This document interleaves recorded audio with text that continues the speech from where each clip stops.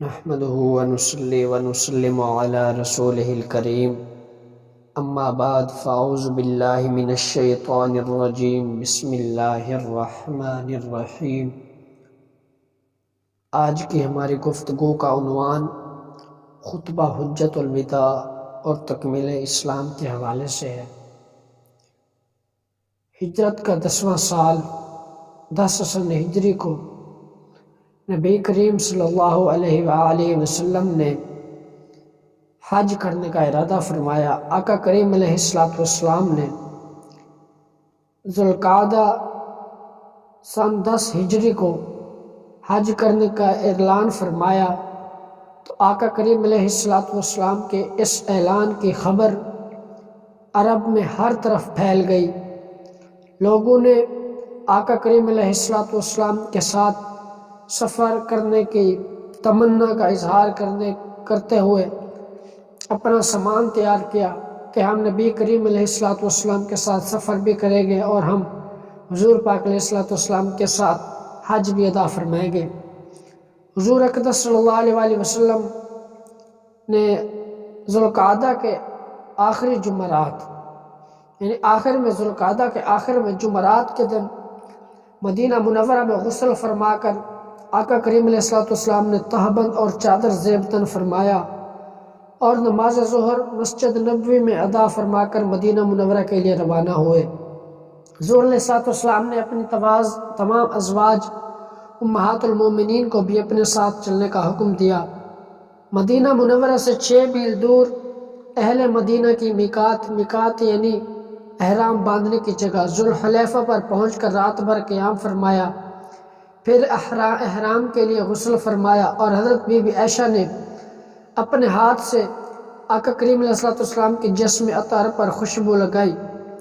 آقا کریم علیہ السلام نے 2 رکعت نماز ادا فرمائی اور مدینہ سے روانہ تو پہلے ہو چکے تھے مکہ مکرمہ کی طرف۔ حضور پاک علیہ السلام اپنی اونٹنی قصوہ پر بیٹھ کر روانہ ہو گئے اور لبیک اللہم لبیک کی صدائیں بلند ہونے لگی۔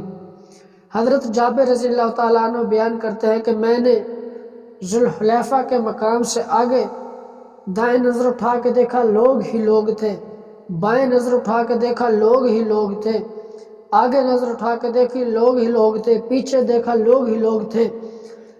تو بہقی نے روایت کی ہے کہ 1,14,000 اور دوسری روایت میں ہے 1,24,000 مسلمان حضور پاک علیہ السلام کے ساتھ مدینہ منورہ سے مکہ مکرمہ کے لیے روانہ ہوئے۔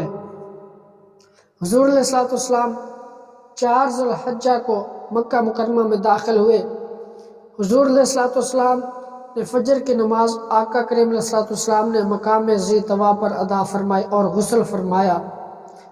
جب آقا کریم علیہ السلام مسجد حرام میں داخل ہوئے تو حضور علیہ السلام نے خانہ کعبہ کو دیکھا، اس کے بعد حجر اسود کے سامنے تشریف لے گئے تو حضور علیہ السلام نے حجر اسود پر ہاتھ رکھ کر اس کو بوسہ دیا، خانہ کعبہ کا طواف کیا، شروع کے 3 چکر میں رمل کیا اور باقی 4 چکر معمولی عام انداز میں چلے، اور ہر چکر کے موقع پر حضور پاک علیہ السلام حجر اسود کا استلام فرماتے تھے۔ طواف سے فارغ ہونے کے بعد حضور پاک علیہ السلام مقام ابراہیم کے پاس تشریف لائے اور وہاں 2 رکعت نماز ادا کی۔ نماز سے فارغ ہو کر پھر حضور علیہ السلام نے حجر اسود کا استلام کیا اور اس سامنے کے دروازے سے صفا کی جانب روانہ ہوئے۔ پھر آقا کریم علیہ السلام نے صفا اور مروہ کی سعی فرمائی۔ چونکہ آقا کریم علیہ السلام قربانی کے ساتھ جانور تھے اس لیے عمرہ ادا کرنے کے بعد آپ نے احرام نہیں اتارا۔ 8 ذی الحج جمعرات کے دن آقا کریم علیہ السلام مینا تشریف لے گئے اور 5 نماز ظہر، عصر، مغرب، عشاء، فجر مینا میں ادا فرمائی۔ 9 ذی الحج جمعہ کے دن آقا کریم علیہ السلام میدان عرفات میں تشریف لے گئے۔ حضور علیہ السلام نے عرفات پہنچ کر ایک کمبل کے خیمے کا قیام فرمایا۔ جب سورج ڈھل گیا تو آقا کریم علیہ السلام اپنی اونٹنی پر قصوہ پر سوار ہو گئے اور حضور پاک علیہ الصلوۃ والسلام نے ایک خطبہ ارشاد فرمایا۔ حضور پاک علیہ الصلوۃ والسلام جب اس اونٹنی پر سوار ہوئے تو سب سے پہلے حضور پاک علیہ الصلوۃ والسلام نے اللہ تعالیٰ کی حمد و ثنا کی اور لوگوں کو مخاطب کر کے فرمایا، اے لوگو، اللہ تعالیٰ کا ارشاد ہے، ہم نے تم سب کو ایک ہی مرد و عورت سے پیدا کیا ہے اور تمہیں جماعتوں اور قبیلوں میں بانٹ دیا کہ تم الگ الگ پہچانے جا سکو۔ تم میں زیادہ عزت و کرامت والا خدا کی نظروں میں وہی ہے جو خدا سے زیادہ ڈرنے والا ہے۔ چنانچہ اس آیت کی روشنی میں نہ کسی عربی کو اجمی پر کوئی فوقیت حاصل ہے، نہ کسی اجمی کو عربی پر، نہ کالے کو گورے پر، نہ گورے کو کالے پر۔ ہاں، اللہ رب العالمین کے ہاں بزرگی اور فضیلت کا اگر کوئی معیار ہے تو وہ تقویٰ ہے، یعنی جو تم میں سب سے زیادہ متقی اور پرہیزگار ہوگا وہ بندہ اللہ تعالیٰ کے قرب کے زیادہ قریب ہوگا۔ حضور علیہ الصلوۃ والسلام نے مساوات انسانی کا درس دیا کہ تمام انسان اللہ کی نظر میں برابر ہیں۔ پھر حضور علیہ الصلوۃ والسلام نے ارشاد فرمایا، اے لوگو، ایسا نہ ہو کہ اللہ کے حضور تم اس طرح آؤ کہ تمہاری گردنوں پر تو دنیا کا بوجھ لدا ہو اور دوسرے لوگ سامان آخرت لے کر پہنچے، اور اگر ایسا ہوا تو میں خدا کے سامنے تمہارے کچھ کام نہ آ سکوں گا۔ حضور علیہ الصلوۃ والسلام نے ارشاد فرمایا کہ اگر تم نے کسی کا حق مارا ہے تو اس حقدار کو اس کا حق لوٹا دو۔ اگر تم نے اس دنیا میں حقدار کو اس کا حق نہیں لوٹایا تو جب تم قیامت کے دن اللہ رب العالمین کی بارگاہ میں حاضر ہوگے تو تمہاری گردنوں پر وہ جس کا تم نے حق نہیں لوٹایا وہ حقدار کا بوجھ تمہارے گردنوں پر لدا ہوگا۔ اس دن میں اللہ رب العالمین کے سامنے تمہارے کچھ کام نہیں آ سکوں گا۔ حضور علیہ الصلوۃ والسلام نے ارشاد فرمایا، اے لوگو، اگر کسی کے پاس امانت رکھوائی جائے تو اس بات کا پابند ہے کہ امانت رکھوانے والے کو امانت پہنچا دے، کیونکہ حضور علیہ الصلوۃ والسلام نے ارشاد فرمایا کہ مومن کبھی خیانت دار نہیں ہو سکتا، مومن ہمیشہ امانت دار ہوتا ہے، اور جو امانت کے اندر خیانت کرے وہ مومن نہیں ہو سکتا، وہ منافق ہو سکتا ہے۔ حضور نے منافق کی جو نشانیاں بتائی ہیں اس میں ایک نشانی یہ بھی بیان فرمائی ہے کہ جب اس کے پاس امانت رکھی جائے تو اس میں وہ خیانت کر دیتا ہے۔ اس لیے حضور پاک علیہ الصلوۃ والسلام نے ارشاد فرمایا، اگر کسی کے پاس امانت رکھوائی جائے تو امانت رکھنے والا اس بات کا پابند ہے کہ امانت رکھوانے والے کو اس کی امانت اسی حال میں پہنچا دے جس حالت میں اس نے اس کے پاس امانت رکھوائی۔ پھر حضور پاک علیہ الصلوۃ والسلام نے ارشاد فرمایا، اپنے غلاموں کا خیال رکھو۔ 2 مرتبہ ارشاد فرمایا، اپنے غلاموں کا خیال رکھو، انہیں وہی کھلاؤ جو خود کھاتے ہو، انہیں وہی پہناؤ جو خود پہنتے ہو، یعنی اپنے غلاموں کو اپنے سے گھٹیا تصور مت کرو، اپنے غلاموں کو اپنے سے کمتر تصور نہ کرو۔ اللہ رب العالمین کی بارگاہ میں تمام انسان برابر ہیں۔ اگر تم نے اپنے غلاموں کے ساتھ زیادتی کی، اگر تم نے اپنے غلاموں کے پر ناحق ظلم کیا تو اللہ رب العالمین قیامت والے دن آپ سے اس کا جواب طلب فرمائے گا، تو اس دن میں اللہ رب العالمین کی بارگاہ میں تمہارا کوئی ضامن نہیں ہوگا۔ اس دن اللہ رب العالمین کی بارگاہ میں آپ خود اپنا ماجرا بیان کرنا۔ اسی طرح حضور پاک علیہ الصلوۃ والسلام نے ایک طویل خطبہ ارشاد فرمایا۔ خطبہ ارشاد فرمانے کے بعد حضور پاک علیہ الصلوۃ والسلام لوگوں کی طرف متوجہ ہوئے، ان کو کہا، اے لوگو، اگر اللہ رب العالمین میرے بارے میں تم سے سوال کرے تو تم اللہ رب العالمین کی بارگاہ میں کیا جواب دو گے؟ تو لوگوں نے جواب دیا، ہم اس بات کی شہادت دیں گے کہ آپ نے امانت دین پہنچا دی اور آپ نے حق رسالت ادا فرمایا اور ہماری خیر خواہی فرمائی۔ اس کے جواب کے بعد حضور پاک علیہ الصلوۃ والسلام نے لوگوں کو فرمایا کہ آج کے دن اللہ رب العالمین نے میرے اوپر ابھی ایک وحی نازل کی ہے۔ وحی کیا نازل کی؟ اللہ رب العالمین نے قرآن مجید کی ایک آیت نازل کی، الیوم اکملت لکم دینکم واتممت علیکم نعمتی وَرَضِيتُ لَكُمُ الْإِسْلَامَ دِينًا فَمَنِ اضْطُرَّ فِي مَخْمَصَةٍ غَيْرَ مُتَجَانِفٍ لِإِثْمٍ فَإِنَّ اللَّهَ غَفُورٌ رَحِيمٌ۔ حضور پاک علیہ السلام نے ارشاد فرمایا، اللہ رب العالمین نے ارشاد فرمایا ہے کہ آج کے دن میں نے تمہارے لیے دین کو مکمل کر دیا اور اپنی نعمت تمام کر دی اور تمہارے لیے دین اسلام کو پسند فرما لیا۔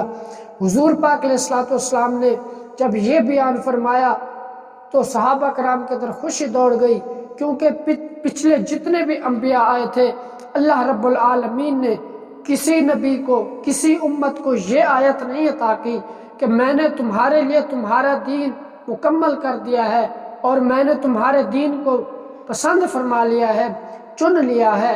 حضرت موسیٰ علیہ السلام کے جو پیروکار تھے وہ کہتے تھے کاش یہ آیت اللہ رب العالمین ہمیں بھی عطا فرماتا۔ اس کے بعد حضور پاک علیہ السلام اپنی اونٹنی سے نیچے اترے اور فرمایا اللہم اشہد، اللہم اشہد، اے اللہ تو گواہ رہنا ان لوگوں نے میرے بارے میں گواہی دی کہ میں نے حق بات پہنچا دی۔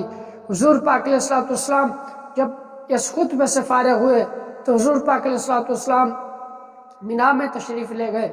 وہاں پر حضور پاک علیہ السلام نے ایک اور خطبہ دیا۔ پھر حضور پاک علیہ السلام قربان گاہ میں تشریف لے گئے۔ وہاں پر قربانی کے 100 اونٹ تھے، کچھ کو تو آپ نے اپنے دست مبارک سے ذبح فرمایا اور باقی حضرت علی رضی اللہ تعالی عنہ کو فرمایا کہ ان کو ذبح کر دو۔ حضور پاک علیہ السلام نے اس کے بعد سر مڈوانے کے لیے تشریف لے آئے تو آقا کریم علیہ السلام نے سر کے بال اتروائے اور ان میں سے بالوں کا کچھ حصہ حضور نے اپنے صحابی حضرت ابو طلحہ انصاری رضی اللہ تعالی عنہ کو عنایت فرمایا اور باقی موئے مبارک جو حضور کے سر مبارک پر بال تھے، موئے مبارک حضور نے فرمایا کہ اس کو مسلمانوں کے اندر تقسیم کر دو۔ اس کے بعد حضور پاک علیہ السلام مکہ مکرمہ میں تشریف لے آئے۔ وہاں پر حضور پاک علیہ السلام نے طواف زیارت کیا اور آب زمزم کے پاس آ کر حضور پاک علیہ السلام نے پیٹ بھر کر آب زمزم پیا اور اپنے صحابہ کو بھی پلایا۔ اس کے بعد حضور پاک علیہ السلام 12 ذی الحجہ تک مینا میں مقیم رہے اور ہر روز سورج ڈھلنے کے بعد جمروں کو کنکری مارتے، شیاطین کو کنکری مارتے۔